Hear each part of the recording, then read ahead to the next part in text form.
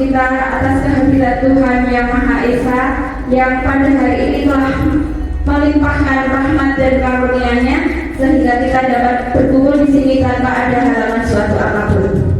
Untuk kegiatan di siang hari ini kita ada beberapa agenda. Yang pertama yaitu pembukaan, yang kedua sambutan dari Ibu Kepala Sekolah TKN Pembina Kecamatan Temanggung, dan yang ketiga adalah acara inti yaitu penyampaian materi diseminasi budaya positif, dan yang terakhir refleksi dan penutup.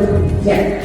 Untuk menyingkat waktu, mari kita buka acara hari ini dengan bacaan basmalah bersama-sama. Untuk meninjau acara yang selanjutnya yaitu sambutan dari Ibu Orbiati SPD MSI selaku Kepala Sekolah TK Negeri Pembina Kecamatan Temanggung. Waktu dan tempat kami persilahkan.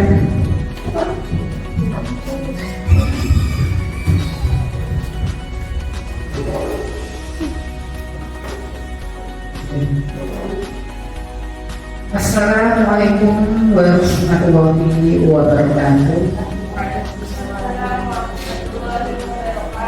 Bismillahirrahmanirrahim. Alhamdulillahirrahmanirrahim.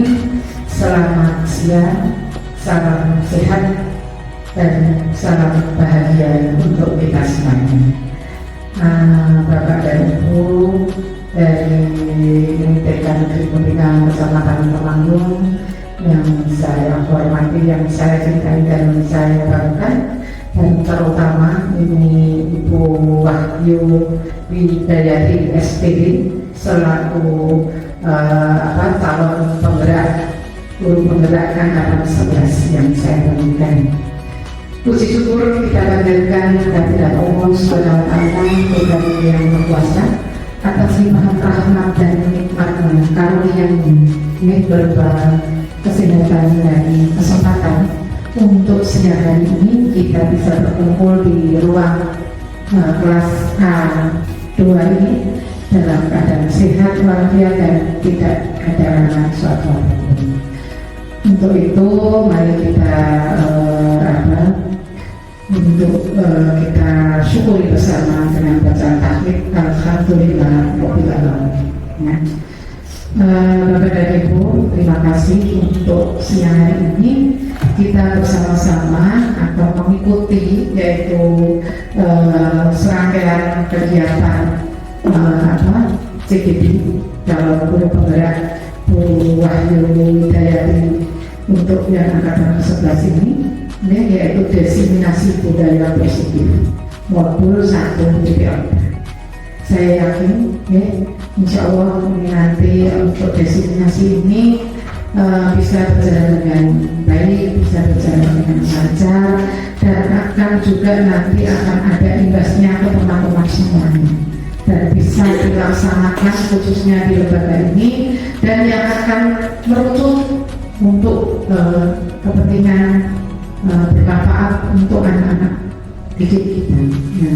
Untuk Wahyu, monggo nanti semoga pelaksanaan ini benar-benar bisa dilaksanakan dengan sebaik-baiknya ya, untuk nanti bisa ditularkan ke semua teman-teman yang ada di TK Negeri Pembina Kecamatan ini. Dan saya juga berharap akan segera disusul teman-teman yang lain CGP dan angkatan berikutnya. Meskipun nanti kok ada peraturan yang berubah, tapi tetap harus selalu diikuti dan diikuti. Kami berharap semua yang ada di sini masuk untuk menjadi guru penggerak semuanya. Karena apa Bu? Guru penggerak ini sangat-sangat banyak bermanfaat. Yang namanya sudah digembleng ya selama 6 bulan. Kalau yang dulu Bu Febri ya, terima kasih Bu Febri selama 9 bulan. Dan saya yakin ini juga guru penggerak orang pegawai tidak pasti harus ada bedanya.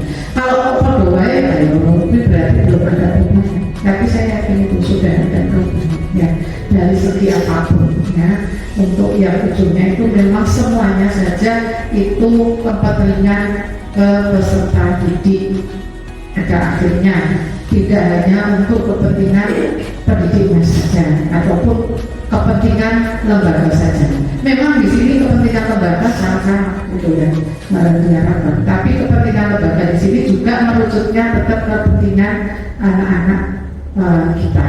Jadi nanti diharapkan lembaga yang sudah ada guru penggeraknya itu harus ada perbedaan dengan lembaga-lembaga yang belum ada guru penggeraknya.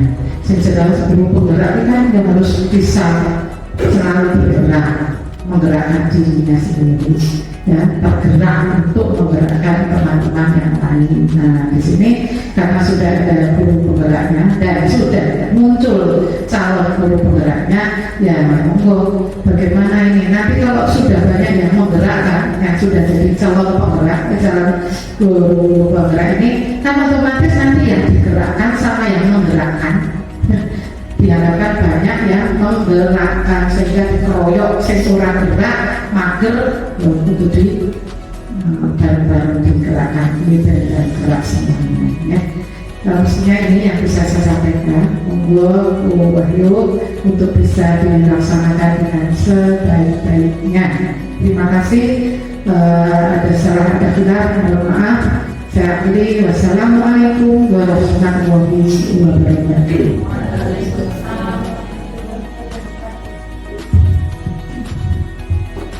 Terima kasih kepada Ibu Ordiati atas sambutan juga motivasinya kepada kami. Menginjak acara yang selanjutnya yaitu acara inti penyampaian materi diseminasi budaya positif modul 1.4 yang akan disampaikan oleh Ibu Wahyu Widayati SPD CGP Angkatan 11. Waktu dan tempat kami persilahkan.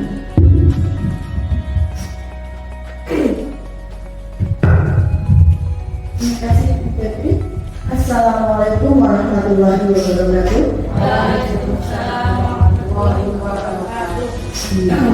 Terima kasih atas kehadiran teman-teman dalam membantu saya bukan narasumber ya, kita sama-sama berbagi praktek dari tentang diseminasi budaya positif. Jadi di sini nanti saya akan mencoba memaparkan dari apa yang sudah saya pelajari dari modul 1.4 tentang apa itu budaya positif, seperti apakah budaya positif itu, dan sudahkah sekolah kita mempraktekkan atau menerapkan budaya positif di sekolah.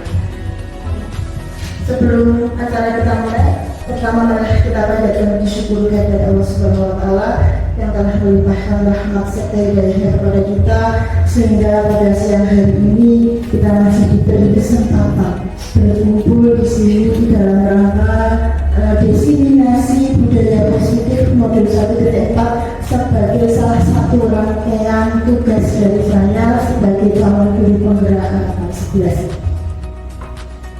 Di sini nanti next step. Di sini saya sudah membuat pertanyaan pemantik, setuju atau tidak setuju tentang itu apa budaya positif. Yang pertama sebelum kita masuk tentang apa itu budaya positif, sebelumnya tentunya kita mengenal tentang hukuman. Yang pertama, hukuman dapat mendisiplinkan anak. Setuju atau tidak Bapak Ibu? Tidak setuju. Tidak setuju deh. Yang kedua, pemberian hukuman dengan hal positif seperti membaca atau membersihkan halaman sekolah dapat meningkatkan disiplin anak. Setuju. Nanti kita bahas di belakang ya. Kemudian yang ketiga, memberi penghargaan dapat meningkatkan motivasi belajar anak. Setuju. Oke, nanti ada pembahasan di belakang ya Bapak Ibu. Next ini. Nah, topik kita hari ini adalah yang pertama disiplin positif dan nilai-nilai kebajikan universal. Yang kedua teori motivasi, hukuman, penghargaan, restitusi. Kemudian keyakinan kelas. Yang keempat kebutuhan dasar manusia dan dunia berkualitas. Yang kelima yaitu 5 posisi kontrol restitusi. Dan yang keenam nanti kita akan sama-sama praktek tentang seni budaya restitusi. Lanjut bukan? Nah, di sini yang pertama yaitu kegiatan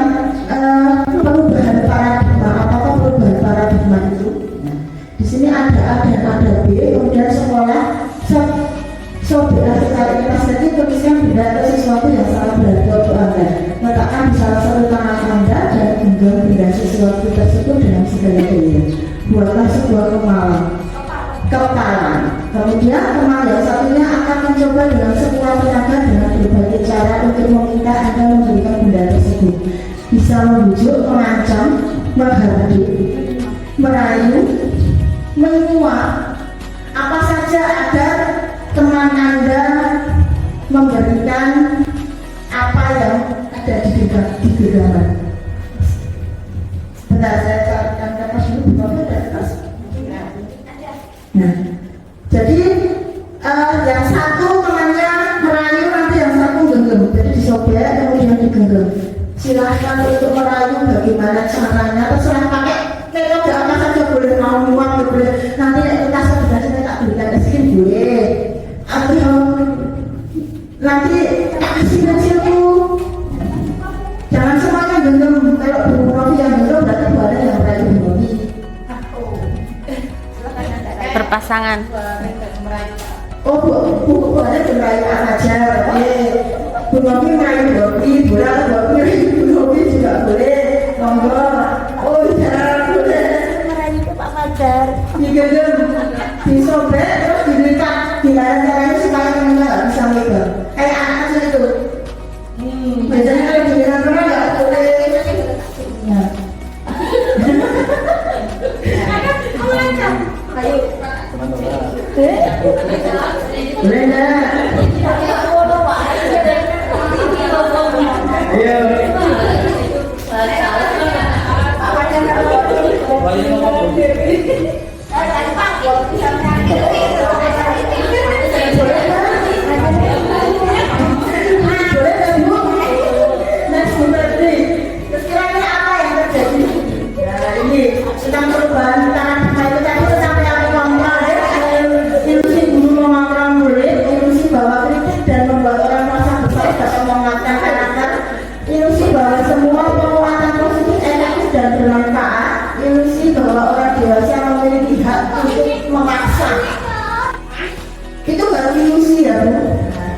Ini siapa sesungguhnya yang memiliki kontrol?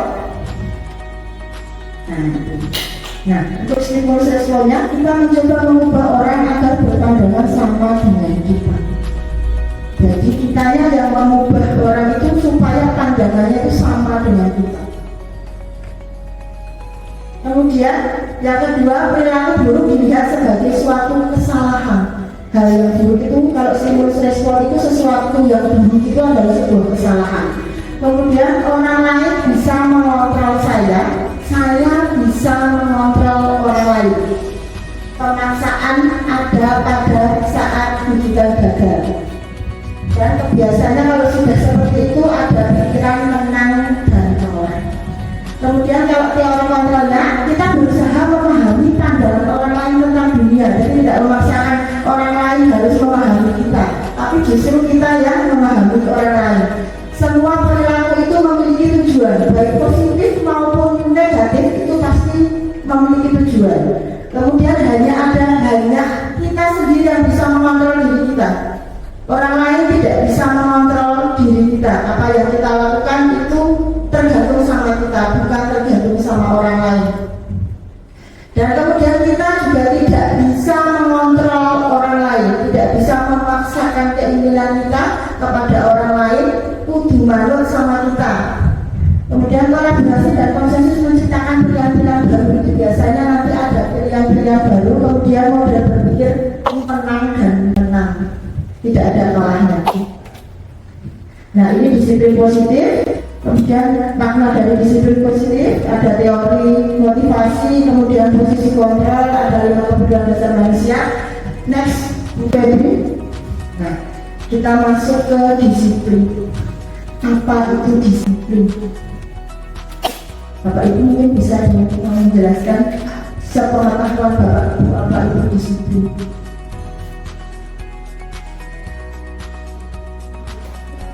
Menurut aturan, Ibu Novi disiplin itu adalah menurut aturan. Kalau di teori, disiplin itu berasal dari bahasa Latin yang artinya belajar. Makna asal dari kata ini berkonotasi dengan disiplin diri dan murid-murid. Ini tertera pada Sokrates dan Plato. Kemudian disiplin diri membuat orang menggali potensinya menuju sebuah tujuan untuk dihargai. Dan namun dalam budaya kita, makna kata disiplin telah berubah menjadi sesuatu yang dilakukan seseorang pada orang lain untuk mendapatkan kepatuhan. Kecenderungan umum adalah menghubungkan kata disiplin dengan ketidaknyamanan, bukan dengan apa yang kita hargai atau pencapaian suatu tujuan mulia. Jadi kalau di tempat kita disiplin itu untuk mendapatkan kepatuhan, jadi kita patuh pada sebuah peraturan yang sudah dibuat. Lanjut tadi. Nah, tadi sudah disiplin, sudah kita masuk ke nilai-nilai kebajikan universal. Nilai-nilai kebajikan adalah sifat-sifat positif manusia yang merupakan tujuan mulia yang ingin dicapai setiap individu. Nilai tersebut bersifat universal atau umum dan lintas bahasa, suku bangsa, agama maupun latar belakang. Setiap perilaku atau perbuatan memiliki suatu tujuan, dan sudah ya. Kemudian dengan mengaitkan nilai-nilai kebajikan yang diyakini seseorang, maka motivasi intrinsiknya akan terbangun, sehingga menggerakkan motivasi dari dalam untuk dapat mencapai tujuan tersebut. Kemudian nilai-nilai kebajikan tersebut biasanya ada dalam profil pelajar Pancasila, ada beriman dan bertakwa, kemudian mandiri, bernalar kritis, berkebinekaan global, bergotong royong, dan kreatif. Untuk kedua yaitu teori motivasi, hukuman, penghargaan, dan restitusi. Di sini kita akan mempelajari tentang teori motivasi perilaku manusia. Ini banyak teorinya. Ternyata perilaku manusia itu ada teorinya, Bapak Ibu. Ada eksternal dan internal. Eksternalnya itu untuk menghindari ketidaknyamanan atau hukuman. Kemudian ada untuk mendapatkan imbalan dari orang lain biasanya. Kemudian internalnya untuk menghargai diri sendiri.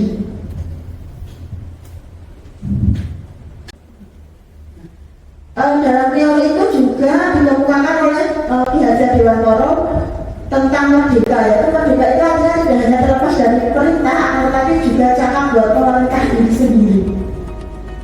Jadi merdeka itu tidak hanya merdeka dalam belajar, tapi dalam memerintah diri sendiri, tidak tergantung dengan orang lain. Ini dihukum oleh penghargaan. Nah, ini tadi ada pertanyaan yang di depan tadi, pertanyaan pemantiknya, bahwa penghargaan berlaku sama dengan hukuman dalam arti meminta atau membujuk seseorang melakukan sesuatu untuk memenuhi suatu tujuan tertentu. Ini akan berpengaruh jangka pendek dan jangka panjang. Kemudian penghargaan mengurangi ketepatan. Penghargaan itu sebenarnya tidak efektif, Bapak Ibu.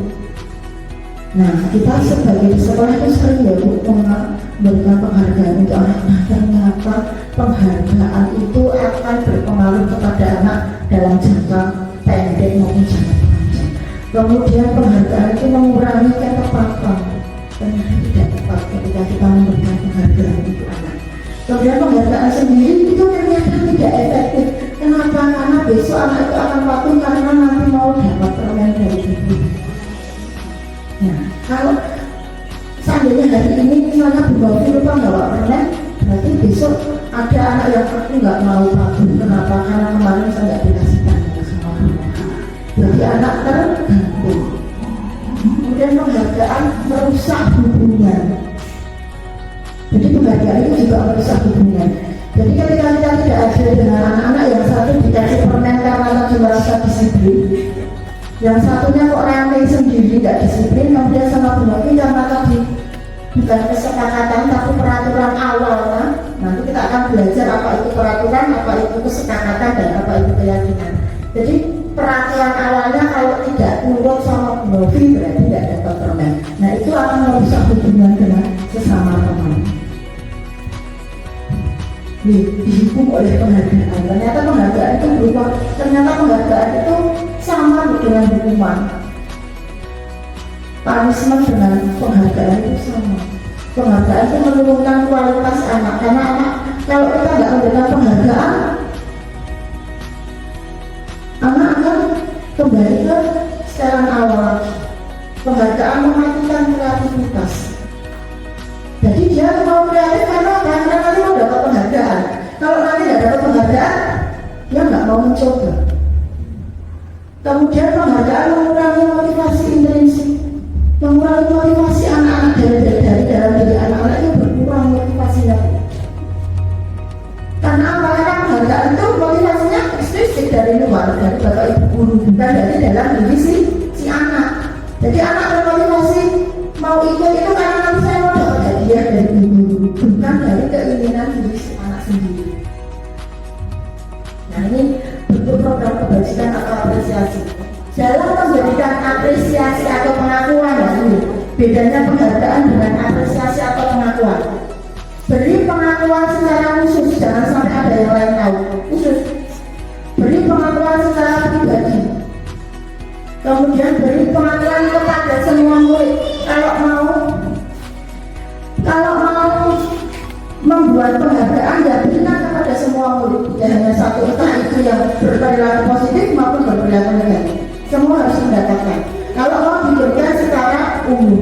Kemudian berpengakuan secara konsisten. Kok jangan hari ini Bapak Ibu ngasih penghargaan besok lupa. Jangan. Kalau hari ini bilang hari ini kelompok D2 hebat, besok ya harus berhebat konsisten. Ya.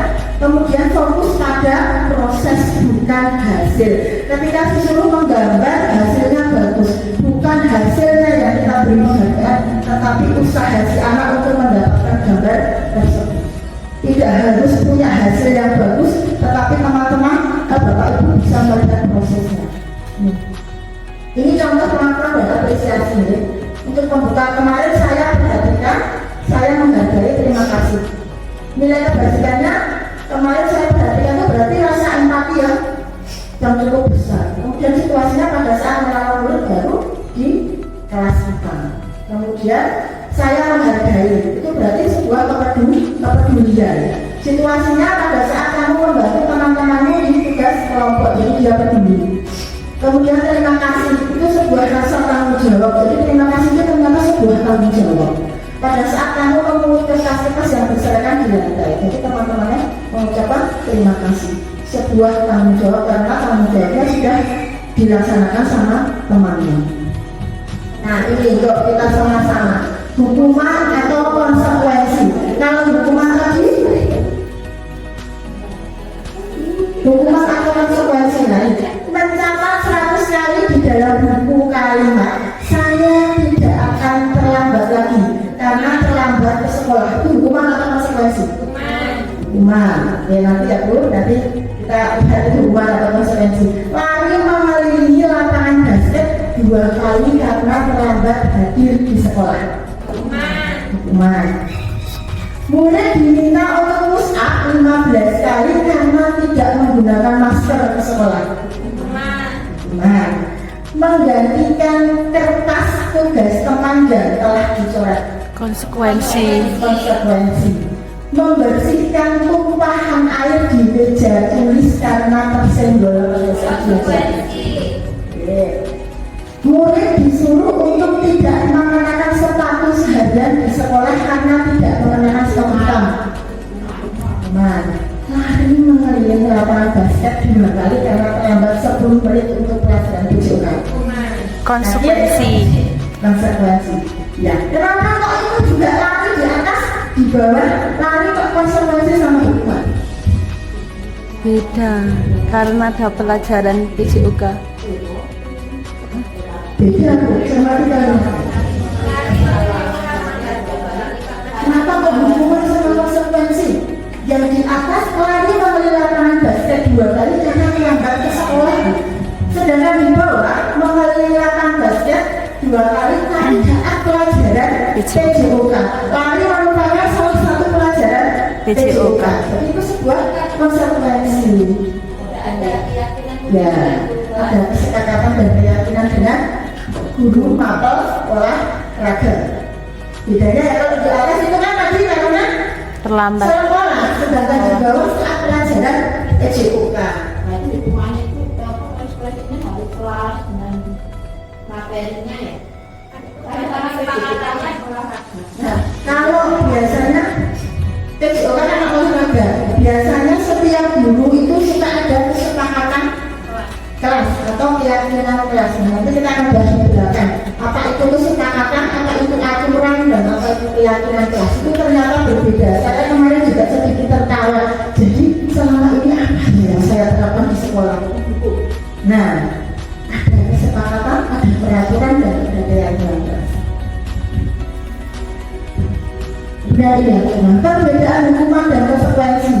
Kalau hukuman itu sesuatu yang menyakitkan dan harus terjadi, sedangkan konsekuensi itu sesuatu yang harus terjadi tapi tidak nyakitin, karena sudah ada ya, sudah ada kesepakatan sebelumnya. Kemudian membuat anak sakit untuk jangka waktu lama, membekas ya kalau dihukum itu, membuat anak merasa tidak nyaman dalam jangka waktu pendek. Biasanya konsekuensi itu hanya sementara saat pembelajaran tersebut, saat mapel tertentu. Kemudian anak membenci kedisiplinan, karena sebuah hukuman itu biasanya dari sebuah pelanggaran dari sebuah aturan yang sudah dibuat. Kemudian mendorong anak mengikuti diri sendiri, kalau hukuman. Sedangkan konsekuensinya mendorong anak agar mudah menyesuaikan diri. Jadi ketika anak-anak sudah diberitahu kesepakatannya apa, otomatis mau tidak mau si anak harus segera menyesuaikan diri. Beda dengan hukuman.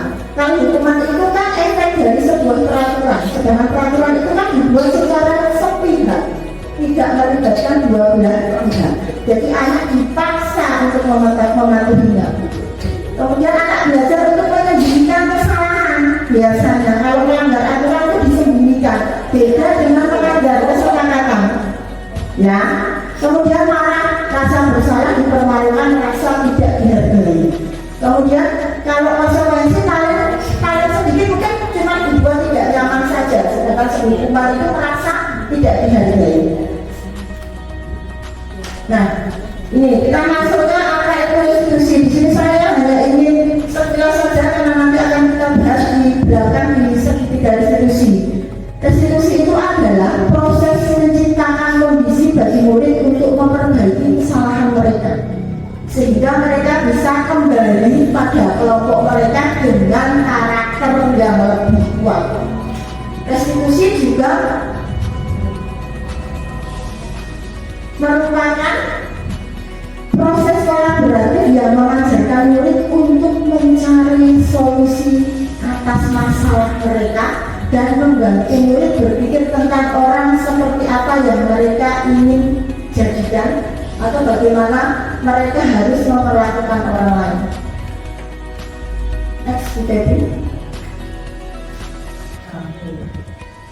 ini identitas sukses dan gagal. Hukuman tadi identitasnya gagal. Kalau konsekuensi dan restitusi itu identitasnya sukses ya, sesuatu yang menyakitkan tapi juga dibalas. Kalau restitusi itu merupakan sebuah pilihan. Lanjut aja dulu. Nah, ini 9 ciri-ciri restitusi. Bukan untuk menebus kesalahan ya Bapak Ibu kalau restitusi, tapi untuk belajar dari sebuah kesalahan. Kemudian yang kedua, memperbaiki hukuman. Yang ketiga, tawaran, bukan sebuah paksaan. Yang keempat, restitusi menuntut untuk melihat ke dalam diri. Kelima, restitusi mencari kebutuhan dasar yang mendasari tindakan. Restitusi diri adalah cara yang paling baik. Restitusi fokus pada karakter, bukan tindakan. Kemudian restitusi fokus pada solusi, bukan hukuman. Restitusi mengembalikan murid yang berbuat salah pada kelompoknya, jadi memperbaiki diri. Nah, kita masuk ke dalam keyakinan kelas. Nah, ini ada pertanyaan pemantik, mengapa tidak peraturan saja? Mengapa harus keyakinan kelas? Mengapa kita memiliki peraturan harus menggunakan helm bila mengendarai kendaraan roda 2? Itu peraturan yang bukan kesepakatan. Mengapa kita memiliki peraturan 3M, menggunakan masker, mencuci tangan, dan menjaga jarak? Mengapa kita memiliki peraturan harus datang tepat waktu pada saat memiliki pelatihan, tidak boleh terlambat misalnya? Untuk mendukung motivasi fisik, kembalikan nilai-nilai, keyakinan lebih menggerakkan seseorang dibandingkan mengikuti serangkaian peraturan-peraturan. Daya positif. Jadi apa itu peraturan, apa itu kesepakatan, dan apa itu keyakinan. Jadi kalau peraturan itu Bapak Ibu, peraturan itu dibuat secara sepihak. Misalnya tata tertib sekolah, jadi dibuat oleh pihak sekolah tanpa melibatkan murid maupun wali murid. Dan itu biasanya negatif atau kata-kata yang tidak boleh datang terlambat. Kata-kata itu adalah sebuah peraturan. Kesepakatan itu adalah sebuah kesepakatan yang dibuat dua belah pihak. Jadi ada guru, ada murid, disepakati bersama. Kalau tidak disepakati bersama berarti itu bukan kesepakatan. Dan biasanya berkalimat positif. Kalau tadi di depan ada kata-kata tidak boleh terlambat, berarti kalau di kesepakatan nanti akan menjadi datang tepat waktu. Seperti itu. Jadi kalimatnya berkalimat positif. Kemudian apa itu keyakinan? Kok beda lagi kesepakatan sama keyakinan? Kalau keyakinan itu sebenarnya adalah nilai-nilai tadi, nilai-nilai positifnya. Jadi kalau tidak boleh terlambat, kemudian turun ke kesepakatan menjadi datang tepat waktu, berarti kalau keyakinan disiplin. Jadi nilai-nilai universalnya. Jadi peraturan yang banyak, misalnya sekolah kita punya peraturan banyak banget yang ada 10, nanti bisa jadi di kesepakatan tidak sampai 10, bisa jadi cuma 5. Dan ketika berubah ke keyakinan kelas bisa jadi cuma 3, karena disiplin itu banyak. Datang tepat waktu juga disiplin, memakai seragam sesuai jadwal juga masuk disiplin. Yang mana yang merupakan keyakinan kelas dan mengapa? Datang tepat waktu, mengucapkan salam itu kesepakatan apa keyakinan Bapak Ibu? Kesepakatan.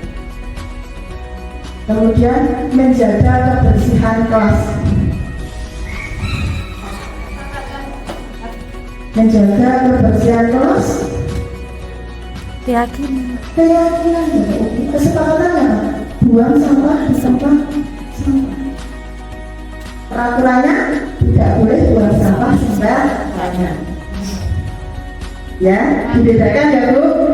Apa itu kesepakatan, apa itu peraturan, dan apa itu keyakinan. Kemudian berdoa sebelum dan sesudah kegiatan. Keyakinan.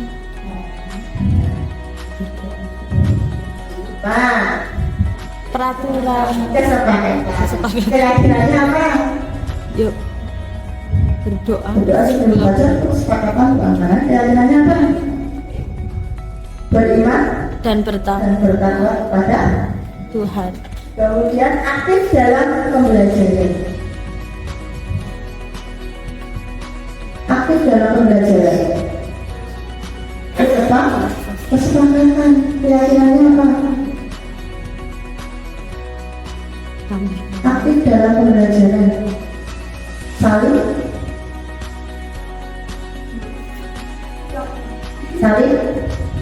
menghargai. Gurunya jelaskan di depan. Ketika anak-anak tidak tidur, menghargai gurunya tidak. Itu berarti tidak menghargai. Tidak aktif. Ya, ayo. Ini gurunya tidak ting tidak. Betul enggak ya seperti itu? Nah, ini kesepakatan kelas. Kami guru dan murid yang saling menyayangi. Ini sebenarnya harusnya bukan kesepakatan kelas, tapi kami dan guru saling menyayangi. Karena keyakinan itu. Ini sebenarnya saya ngetik harusnya sampai keyakinan kelas. Kami murid yang semangat belajar. Kemudian kami murid yang peduli dengan teman-teman. Peduli, kata peduli itu adalah sebuah keyakinan. Ya, keyakinan. Nah, di dalam teori kegiatan pendalaman keyakinan itu ada tabelnya, Bu, ada tabel T dan tabel Z. Kita sama-sama belajar. Karena tadi malam saya mengulang ini, kemudian kemarin saat pembacaan sudah ini.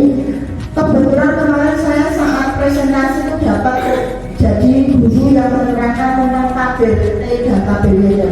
Itu saya masih belum mudeng sebenarnya. Jadi tadi malam saya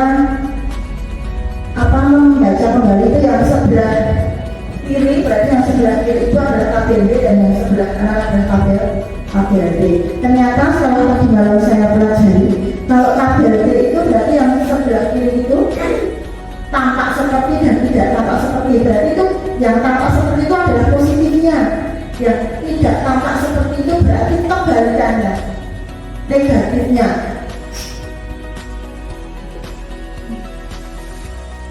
Paham nggak Bu? Paham ya? Jadi kalau tampak seperti itu berarti sebuah misalnya kesepakatan rasa datang ke waktu, berarti tidak tampak seperti berarti kebalikannya, sering terlambat. Seperti itu. Kemudian kalau KBLD ini terdengar, terlihat dan berperilaku. Jadi kalau yang terdengar itu berarti apa yang kita dengar seperti itu. Ada kata-kata seperti itu. Ini yang terlihat itu terlihat secara kamu hari ini pakai seragamnya sesuai aturan. Kemudian kalau berperilaku yang mencerminkan, jadi orang lain itu menilai kita dari perilaku kita, dari tindakan kita. Jadi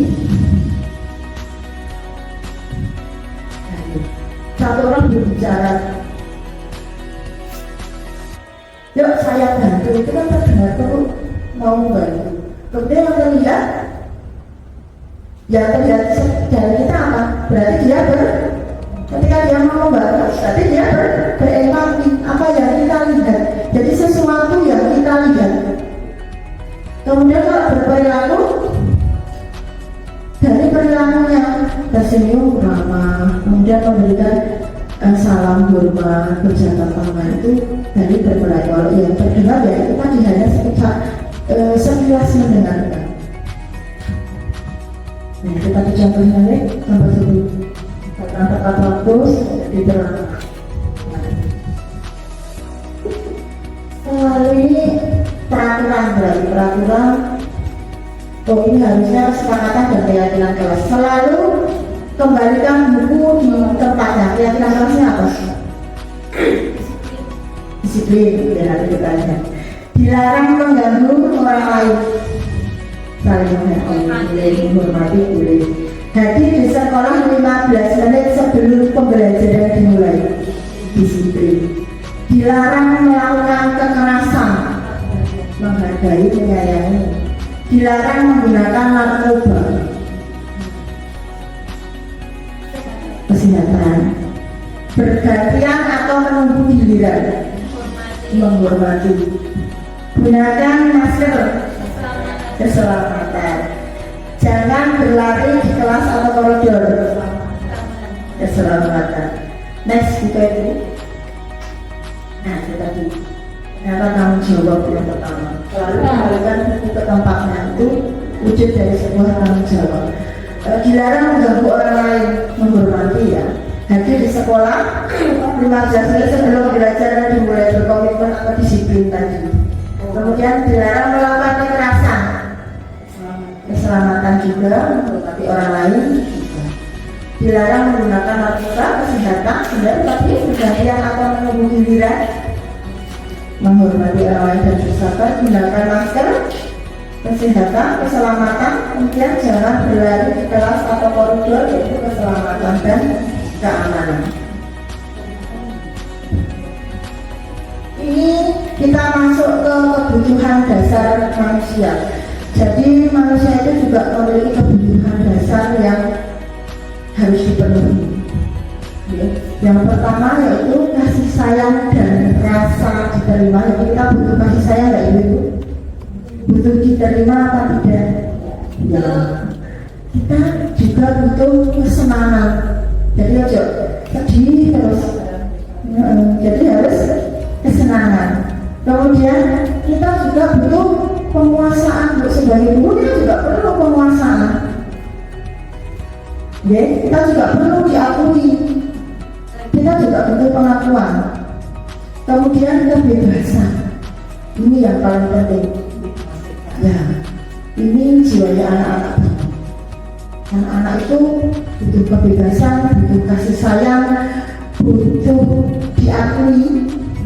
Jadi jangan sekedar untuk mengakui kehebatan anak walaupun cuma sekedar bantu ngambil mainan satu sudah.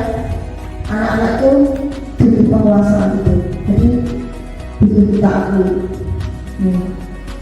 Tadi kita dengan posisi kontrol. Jadi kita itu punya sebelumnya ini apa punya? Sebelumnya punya posisi kontrol. Nah, tapi kita sebagai ibu selain dasar kehidupan dasar manusia tadi, kita juga punya 5 posisi kontrol. Ada penghukum, ada pembuat orang merasa bersalah, bisa jadi teman, bisa jadi pemantau, dan bisa jadi manajer. Sekarang yang ingin saya tanyakan sama teman-teman semua, ada di posisi kontrol yang mana saat ini?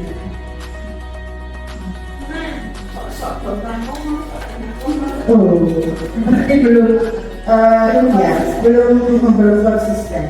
Jadi itu pun sama Bu dengan saya. Ketika saya kemarin membaca, saya lihat kadang saya kok ada di posisi menghukum, kadang kok ada yang mengejar anak, berarti membuat dia merasa bersalah. Kok tadi temennya kok pukul itu kenapa kok? Sakit nggak temennya kamu pukul? Itu kan berarti posisinya kita membuat orang merasa bersalah. Kemudian bisa jadi teman, bisa jadi pemantau. Pemantau itu gimana?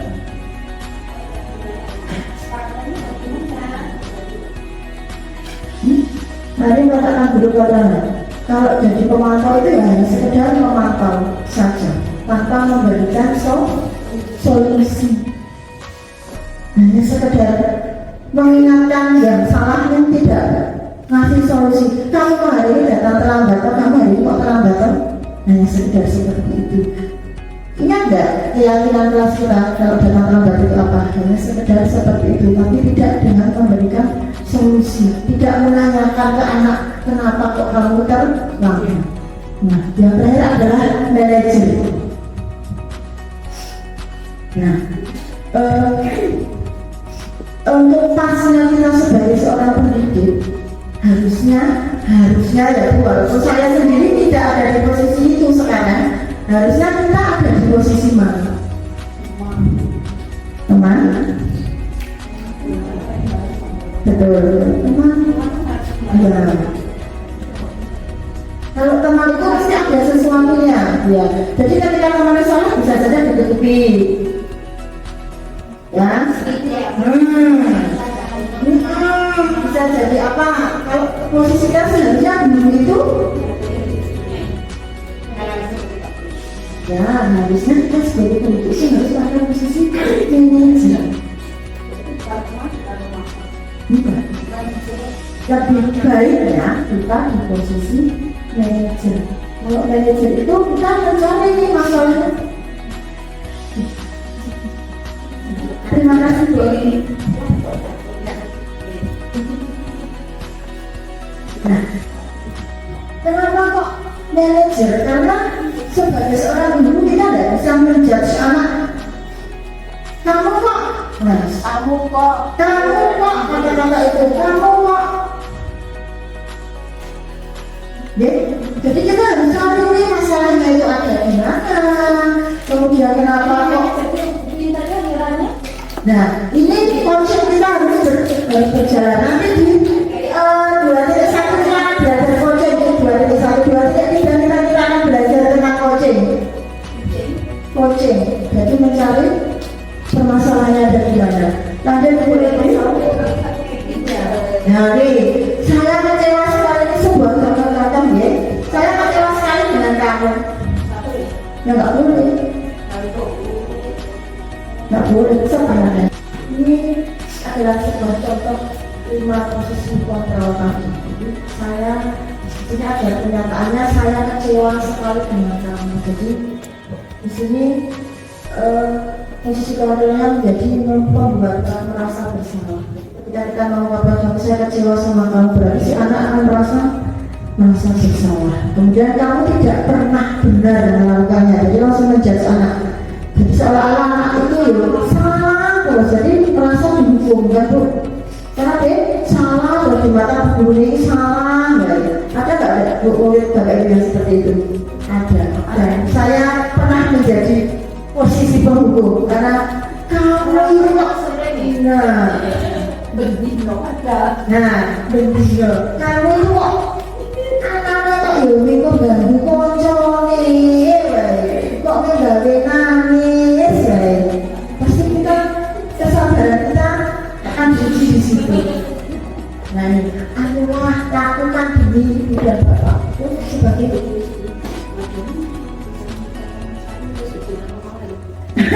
Boleh besok kita bikin kesepakatan kayak di kelasnya masing-masing.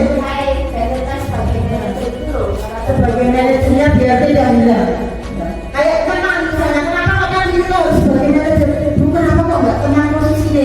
Nah ini, ayolah lakukan demi ibu bapak. Soalnya kita mau membangun sama teman, boleh tidak? Nah, yang melakukannya hanya untuk kita, bukan karena kesadaran dari dalam dirinya. Kemudian, apakah kamu mau mendapatkan stiker bintang hari ini? Nah, ini sangat Bu, saya bisa sini. Ayo, mau nggak dapat stiker dari Bayu hari ini? Ini mau hidup yang tenang. Nah, ya termasuk. Kalau dari itu, jadi bagaimana kamu bisa menyelesaikan masalah ini? Makanya kita anak punya masalah sebagai guru. Sebagai guru, sebelum kita kasih solusi ke anak, tanyakan dulu itu salah atau tidak menurut si anak, sesuai tidak dengan keyakinan dan kesepakatan kelas kita. Baru ketika itu, misalnya kemarin saya praktek restitusi dengan Mbak Ara. Ceritanya Mbak Ara itu dorong Mbak Adibra sampai menangis dari Rasulullah. Jadi saya bilang Mbak Ara ingat tidak keyakinan kelas kita? Mbak Ara jawab ingat. Coba apa? Saling menghargai. Kalau saling menghargai berarti yang dilakukan Mbak Ara tadi benar apa tidak? Jawaban Mbak Ara ternyata tidak, karena membuat Mbak Adibra jatuh. Mau saya tanyakan, nah sekarang yang ingin saya tanyakan ke Mbak Ara, karena tadi Mbak Ara sudah mendorong Mbak Adibra sampai jatuh, apa yang sebaiknya Mbak Ara lakukan? Itu kita ada di posisi manajer. Jadi tidak terus ketika Mbak Ara bilang,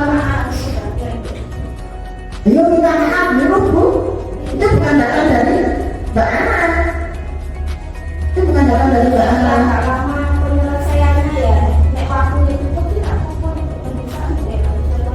Nah, sesuai lakon betul. Iya, Ya. selalu betul nih. Nah, itu direstitusi cakone. nah, kalau digabungkan pun nanti nggak ketemu. Kalau nanti digabungkan kan udah ketemu jawabannya. Iya, pasti nggak akan ketemu. Jadi memang kita harus mempunyai waktu khusus. Jadi anaknya dipanggil sendiri. Mbak Ara, nanti kok gini-gini kenapa mau? Kita hanya sekedar bertanya.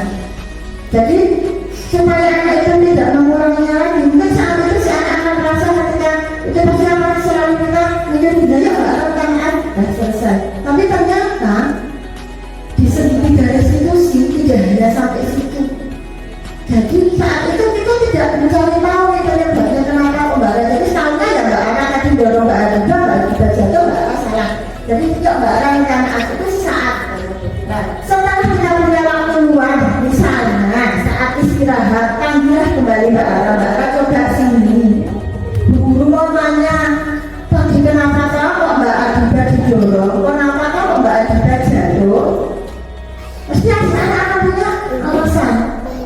Biarkan dia mengungkapkan dengan kita tidak menyalahkan si pelaku.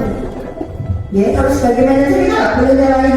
Kadang-kadang kita beri kalimat mengatakan, oh iya ya, kadang-kadang orang bahkan bilangnya gini, ya tapi kan saya pengen naik, tapi nggak akibatnya ternyata di atas lungsuran, di atas perosotan nggak mau turun, sedangkan Mbak Ara mau naik.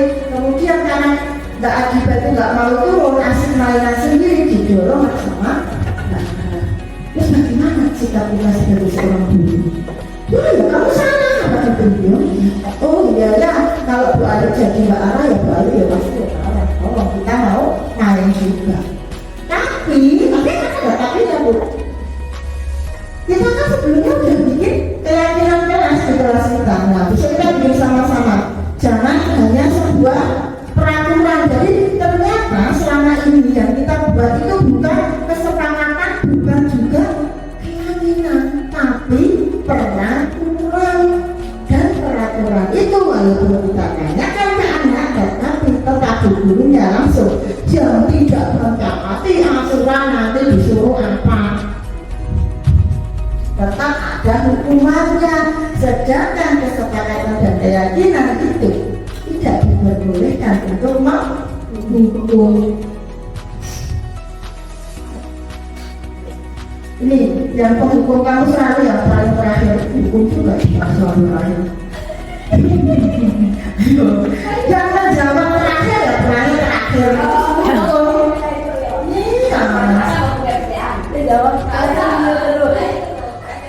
Nah, kadang dilemanya sebagai seorang guru, terutama guru TK. Guru TK itu masih susah bagaimana cara menerapkan yang namanya peraturan, kesepakatan dan keyakinan. Beda kalau SD, SMP, SMA, SMK itu anak sudah sadar. Sedangkan kita, anak itu belum ngerti apa itu aturan, apa itu kesepakatan, apa itu keyakinan. Nah, ya, sudah muat. Ya, tidak hanya muridnya saya, gurunya juga muat. Nah, bagaimana untuk mengatasi itu supaya di sekolah kita itu ada yang namanya disiplin positif, budaya positif itu. Untuk memulainya, ya itu tadi seperti kata Bu Novi, besok kita bikin banner yang besar, template. Apalagi kelompok B banyak yang sudah pintar baca. Ya, Jadi silakan ya. Ketika kita mau pulang pertanyaan, kita organisir, walaupun bisa jadi itu kan sebagai usaha kita untuk anak-anak punya ya percaya dulu. saingannya itu, apakah itu Ya, gitu ya? berarti bikinlah sebuah kesepakatan. Sebelumnya bikin sebuah kesepakatan dulu. Jadi kegiatan kita, misalnya kesepakatan itu boleh diubah 1 minggu sekali, 1 bulan sekali boleh. Jadi di awal satu minggu kita ke depan tawaran kepada anak kita, kalau bulannya mau tebak-tebakan, mau tidak? Kalau anak-anak bilang mau Bu, oke mau. Nanti kalau tebak-tebakan, kalau misalnya yang bisa jawab pulang duluan, boleh tidak?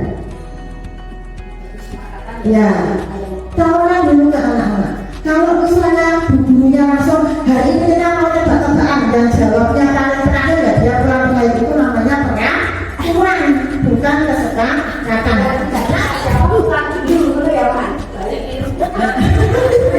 Jawab pulang dulu, semuanya jangan jawab, makanya kayak gitu. Nah, kalau kan dulu jangan langsung guru yang bertindak, tapi selama ini kita ya yang bertindak. Oke teman-teman, hari ini nanti kita mau belajar di sepilot, nanti kalau ya keluar dari sepilot tak masukkan kamar mandi. Nah, ayo sama yang itu peraturan. Nah, itu saya juga pernah sering bahkan ya. Ya, sering bahkan. Ternyata itu salah. Ternyata itu sebuah peraturan sepihak dari kita. Karena nanti kalau kita katakan ke anak, ya nanti keluar dari sepilot, nanti dimasukkan kamar mandi. Anak jawabnya enggak mau. Guru ngasih juga karena aku guru ngapusi, aku belum pernah dimasukkan kamar mandi ketika aku keluar dari sekolah. Nah, berarti konsekuensinya belum berjalan. Dan itu sebenarnya efeknya akan menjadi bisa jadi anak itu berproses untuk guru ngapusi. Nah, Di kamar mandi, ternyata tidak. Kayak kemarin itu waktu latihan menari, anaknya itu keliling ya, namanya kelompok A 55, Masya Allah ya Bu, luar biasa semua kelompok A yang sekarang yang tidak fokus juga banyak lari keliling kelas. Akhirnya apa Bu, mereka duduknya jadi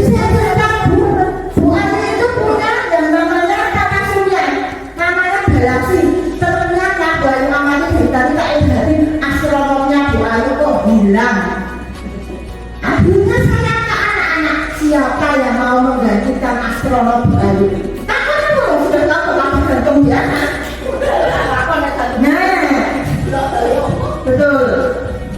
Terus tapi anak yang pintar akan bilang seperti ini, Mas aku kemarin berarti nanti kalau saya di situ jadi astronom balik begini ya.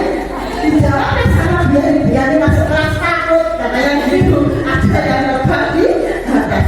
Kalau anak yang pintar enggak, yang pintar yang bisa mengungkapkan pendapat, pasti dia imajinasinya akan jalan. Oh kalau saya dijadikan astronom sama Bu Ayu naik ke situ, berarti saya lebarnya lagi begini. Jangan Bu.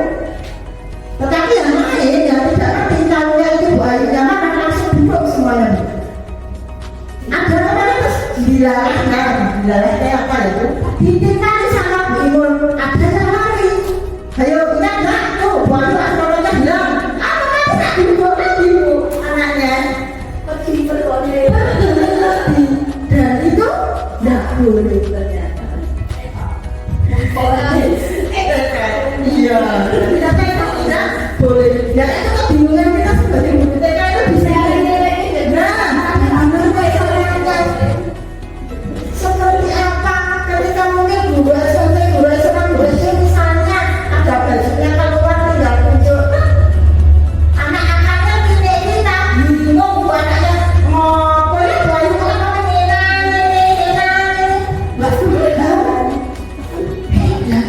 dan kemarin ketika saya praktek segitiga restitusi itu Bapak Ibu saya sudah mewanti-wanti saya seperti ini, Bu Ayu nanti prakteknya bagaimana kalau dengan anak TK yang anak SMP SMA saja susah bijak drama segitiga restitusi. Bener kemarin saya praktek sama dibantu Ibu Imun ya itu yang namanya anak ya lucu. Ketika dibilang Mbak Ara kalau lagi mana itu habisnya bagaimana? Habisnya jawabannya kan sabar ya. Karena sudah diberikan sebelumnya. Jawabannya apa Bu? Ngamuk. Jadi video yang harusnya di-tag selesai jadi ulang dari awal karena jawaban Mbak Ara ngamuk. Nah kalau sudah diberikan sebelumnya Mbak Ara itu jawabnya bilang sabar gitu ya. Enggak.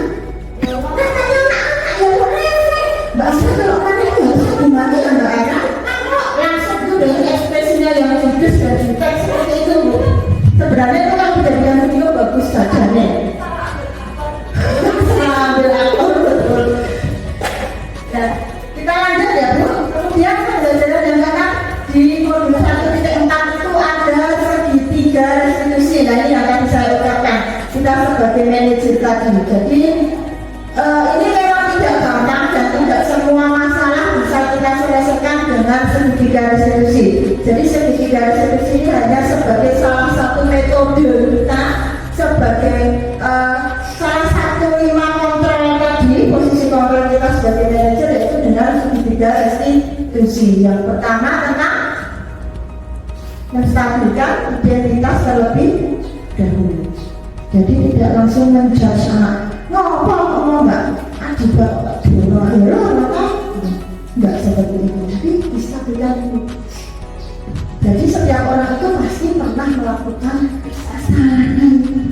Tidak hanya Mbak Ara, mungkin teman-temannya yang lain juga sama. Oh berarti saya jadi Mbak Ara, ya pasti juga akan melakukan hal seperti itu karena sesuatu hal yang refleks. Karena kita merasa marah, keinginan kita tidak terpenuhi, dan keinginan kita mesti akan menjatuhkan orang lain. Jangankan kok anak-anak, bapak ibu guru pun akan sama. Benar ya Bu? Ketika keinginan kita tidak terpenuhi, menjatuhkan yang lain. Makanya ada pepatah, naiklah tinggi tanpa menginjak orang lain. Tapi bisa kan?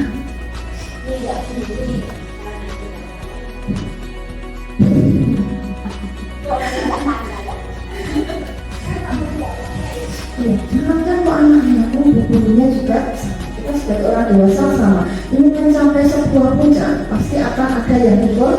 Nah, setelah menstabilkan identitas dengan cara yaitu tadi, oh kalau ibu ada di posisi kamu, mungkin ibu juga akan melakukan hal sama ya.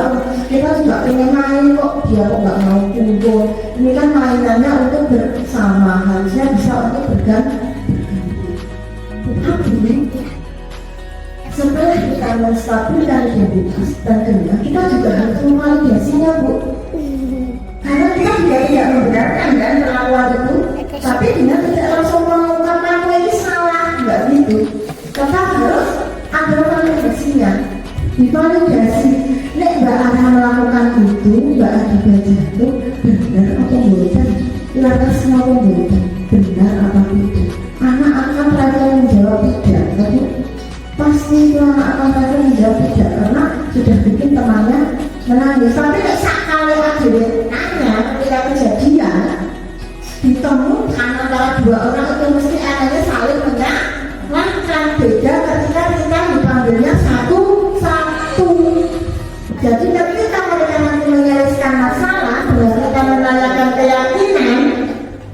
Setelah kita selesaikan dengan Mbak Ara dan Mbak Adiban yang sudah dikasih tahu sebelumnya, oh ya Mbak Ara, tapi ternyata kok tidak sengaja ya Mbak Adiban. Tapi tidak di depannya Mbak Ara. Nanti ketika kita mau itu kan masalahnya di depannya Mbak Ara merasa kita bilang tidak seperti itu. Jadi posisikan sendiri, jangan didahului. Tapi kadang-kadang kita ya, ayo sini dulu, ayo apa?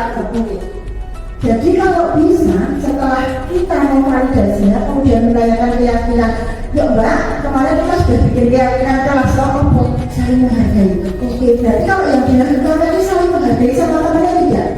Dia menjawab tidak. Nah sekarang karena itu tidak sesuai dengan keyakinan kelas dan itu menurut Mbak Ara ya, bukan menurut kita. Apa yang harus Mbak Ara lakukan sekarang sampai akhirnya? Pasti dia akan jawab meminta maaf, besok tidak diulangi. Kita sebagai guru mendorongnya, yuk sekarang cari Mbak Adiban yang minta maaf dan main lagi ya sama temannya. Itu yang harusnya kita lakukan, yang harusnya kita lakukan untuk menangani sebuah kasus yang seperti itu. Tapi memang tidak semua kasus bisa diselesaikan dengan segitiga restitusi. Misalnya apa?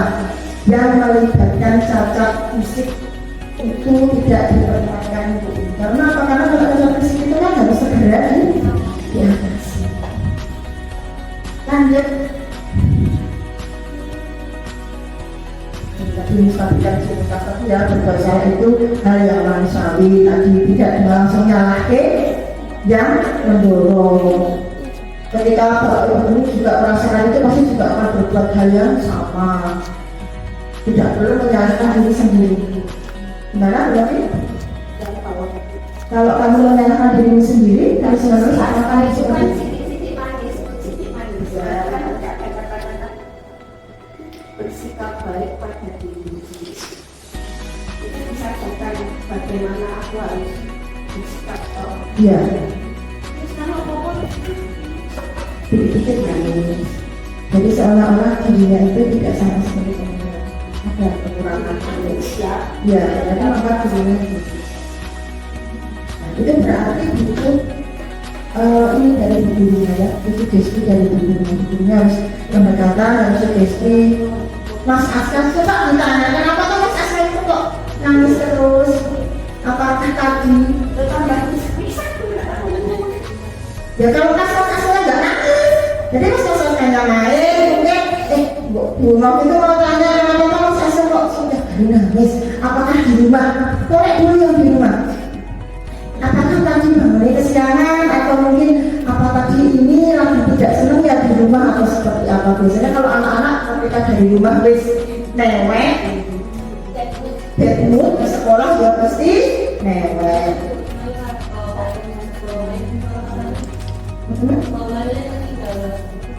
Nah, ya, biasanya kalau anak kita seperti ini karena sesuatu hal yang sebenarnya itu bagi kita ya kok, tapi tidak berisi. Lanjut Pak. Nah, ini tadi ya validasi kebutuhan. Kamu bisa saja melakukan hal dulu, tapi kamu tidak melakukannya. Kamu pasti punya alasan. Jadi kita menanyakan alasannya kenapa kok dia melakukan itu. Mesti anak itu pasti punya alasan, nggak mungkin diukur wajarnya tanpa sebab. Berarti tanpa sebab berarti anaknya memang ya ada, sebenarnya ada memukul temannya tanpa sebab. Ketika ditanya kenapa dia bingung, katanya iseng. Di kelas saya juga ada Bapak Ibu memukul temannya tanpa sebab. Ternyata ketika kita selidiki, ketika kita melakukan asesmen, ternyata anak itu belum mengerti mana yang boleh dilakukan dan mana yang belum boleh atau tidak boleh dilakukan. Jadi mungkin di rumah itu dia terkurung di dalam, jarang bersosialisasi, jadi tahunya hal itu ya nggak apa-apa karena dia melakukannya sama orang yang dewasa, kakaknya jauh lebih besar. Jadi kalau adik melakukan itu ke kakak itu tidak apa-apa. Jadi itu dipraktekannya di sekolah, tiba-tiba jalan nggak tahu apa-apa, gitu. Tiba-tiba jalan kemarin duduk, rekannya itu main, maksudnya dia itu dia pengen main, kebablasan. Jadi seperti itu. Lanjut deteksi. Nah ini menanyakan keyakinan ya, tapi ya ketika kita sudah buat keyakinan kelas tentunya kita bisa menanyakan keyakinan apa. Kalau misalnya keyakinannya belum dibuat ya berarti kita menanyakan kesepakatan kita itu apa ya. Karena kita biasanya menggunakan kata teman-teman gitu. Lanjut deteksi. Nah ini intervensi 30 detik. Intervensi ini bisa membantu murid kembali ke tujuan semula dengan cukup singkat dan dengan cara non-konfrontatif. Pertanyaan-pertanyaan yang diajukan biasanya dikemukakan oleh seorang pemantau dan manajer. Apakah kamu ingin berbuat lebih baik? Apakah saat ini kamu sedang menjadi orang yang sedang kamu inginkan? Nggak tahu. Apakah kamu bisa mengubah kegiatan atau perilaku kamu saat ini menjadi sikap yang lebih membantu? Kita udah egois ya. Aku kan nggak main kok, pilih yang lain bukan saya, tidak bawa kondisi. Walaupun dia juga tadi ikut main, cuma dia tidak ikut minta dia tadi. Walaupun dia ikut, karena dia merasa tidak menghamburkan mainannya, jadi merasa bahwa saya tadi tidak ikut main, jadi saya tidak main egois. Pada saat dari sekolah dia merasa aku selalu mau kok. Saya sudah nggak main lagi kok. Yang terakhir main kan dia, jadi dia yang harus beres. Apakah wajar membuat kesalahan? Bisakah kita memperbaikinya? Itu adalah sebuah pertanyaan. Apakah wajar membuat kesalahan? Jawabannya wajar. Wajar, benar wajar. Kita membuat kesalahan itu wajar. Manusia ini kan tadi sudah dijelaskan bahwa manusia wajar membuat kesalahan. Bisakah kita memperbaikinya? Bisa. Kita selalu bilang ke anak-anak, nek terus ibu-ibu itu ya jangan diulangi lagi. Dia udah tahu ya itu salah, kok diulangi lagi? Dan kita seperti itu ya Bu. Insya Allah. Kata-kata lain kok ya. Saya sendiri juga masih bingung karena saya masih sering mengungkapkan itu. Terus apa yang kamu lakukan saat ini sesuai? Ya, sesuai Bu. Kapan kamu siap untuk memulai? Maksudnya memulai perubahan tadi, perbaikan si anak. Peraturannya apa? Seperti kamu punya masalah, kan? Nah itu sepertinya kamu punya masalah. Apa yang bisa saya bantu? Biasanya anak-anak itu disuruh kalau pertanyaan sepertinya kamu punya masalah. Ya bisa bantu. Nah. Kemarin itu ya, kami kesian. Masalahnya sepele di situ. Masalah itu apa tuh? Nah, nanti kalau itu beda ketika saya tanya Bu Febri ada masalah, buat bantu. Jadi kepo ya Bu. Nah, kemudian apakah tugas kamu saat ini? Bagaimana kamu ini diperlakukan pada kegiatan ini? Bisa kamu melakukannya? Kadang itu anak butuh pengakuan tapi tadi ada di depan lagi. Apa yang kamu inginkan? Peraturannya apa? Jadi antara peraturan dan keinginan anak itu harus di. Kemarin waktu saya mereka ada begini, tidak boleh pacaran. Itu peraturan sekolah. Terus mau jadi bingung. Terus kesepakatannya apa? Jadi peraturan sekolah tidak boleh pacaran di sekolah. Kemudian pacaran nah, berarti kesepakatannya adalah pacaran di acaranya di rumah. Nah ternyata itu belum ada ya masih mau nggak udah maksudnya gini, kok nggak boleh pacaran di sekolah nggak? Terus saya nggak punya pacar tak putus gitu kan? Kayaknya jadi seperti itu. Kemarin itu juga jadi bahan yang menyenangkan sekali kata-kata itu, tidak boleh pacaran di sekolah itu merupakan sebuah peraturan bukan kesepakatan. Ternyata kemarin itu dapat solusi dari Pak PP begini. Sekarang ibu tuh harus menjelaskan kalau pacaran di sekolah itu dapatnya apa? Kalau pacaran di rumah dapatnya apa? Nah, pacaran di sekolah itu di luar lingkup agama ya Bapak Ibu. Nah, jadi pacaran di sekolah itu katanya sebagai penyemangat. Jawabannya Ada yang menipu diri barang kan? sebagai penyemangat.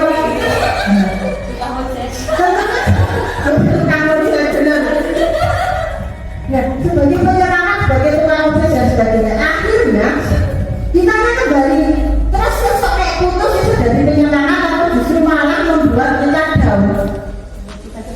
Nah, seperti itu. Jadi dikembalikan lagi ke anak. Lanjut kita beri sedikit lagi. Nah, kita sudah masuk refleksi. Kita merefleksikan refleksi itu penting ya Bapak Ibu. Dan refleksi itu memang harus kita lakukan sebenarnya di setiap akhir kegiatan, di setiap akhir pembelajaran. Nah, ketika di PNN kita ada sebagai observer, hal yang harus dilakukan di akhir adalah refleksi. Nah, sekarang di sini saya bertanya kepada Bapak Ibu, hal baru apa yang mau bertanya dengan Bapak Ibu setelah belajar tentang wah, jadi manajer dulu deh, Masya Allah. Belum mulai pangkat, masih jadi manajer. Kemudian ada kedua, perasaan apa yang muncul selama melihat sesi ini, khususnya mengenai makna disiplin dan motivasi prinsip positif tadi. Merasa berdosa, sesi, apalagi Bu? Oh, dari tadi Bu Novi istighfar, astagfirullah, berarti aku ini selama ini jadi penghubungnya, gitu ya. Sama Bu Novi, sama. Ternyata selama ini yang kita terapkan di dalam keadaan kita. Tadi peran pendidik selama itu jadi penghukum. Nah, peran pendidik seperti apa yang saya telah lakukan selama mengikuti modul ini? Membuat merasa bersama. Membuat rasa bersalah, pindah itu juga ada pada posisi saya Bu Febri. Membuat anak selalu merasa bersalah. Kamu kok kayak ngomong jelek, sakit gak ada ibu?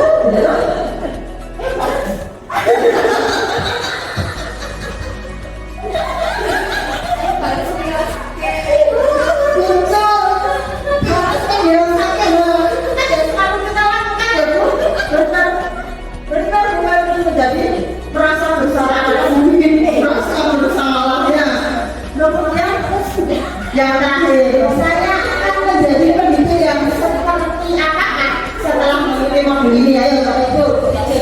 Oh, itu manajer. Oke, ada lagi. Saya akan jadi pendidik yang seperti apakah setelah mengikuti modul ini? Manajer yang seperti Singapura. Ini menjadi cara pendidik ya. Kita sama-sama ya Bapak Ibu. Kalau selama ini kita tahunya, oh ya kita terapkan selama ini ternyata peraturan ya, bukan kesepakatan kemas. Oh ternyata bukan dengan sekolah. Ya oh ternyata kita selama ini di 5 posisi kontrol kok tidak di manajer atau di pemantau ya, kalau justru ada di penghukum. Ada yang membuat merasa bersalah. Semoga setelah kita sama-sama belajar ini besok kita bisa merubah ya. Kita sama-sama praktek segitiga restitusinya. Jadi tidak langsung menjawab anak, oh kok contohnya mesti kami nangis esok-esok. Ya. Iya. Nah, yang terakhir terima kasih Bapak Ibu Guru dan Pendidik Rawaja dari Cari Biru di Papua. Sekian dan terima kasih, semoga bermanfaat untuk semua. Wassalamualaikum warahmatullahi wabarakatuh.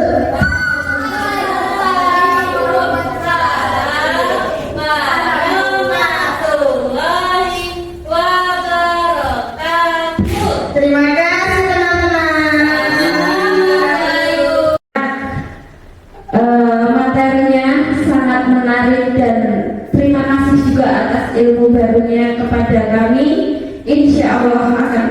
harapkan selanjutnya. Hidup manajer. Oke, teman-teman masih semangat ya Bapak Ibu semuanya. Nah, untuk sesi selanjutnya ada sesi tanya jawab. Monggo apabila ada yang mau ditanyakan dengan Bu Ayu siap mau dijawab. Monggo. Bu Novi. Oh ya, oh sambil jalan. Ada lagi yang mau sambil duduk tanyanya kalau tadi sambil jalan. Oke, baiklah. Kalau tidak ada yang tanya, alhamdulillahirabbil alamin. Acara pada siang hari ini berjalan dengan lancar dan kita juga mendapatkan ilmu yang sangat bermanfaat dari Bu Ayu. Untuk selanjutnya, mari kita bersama-sama ucapkan hamdalah. Alhamdulillahirabbil alamin.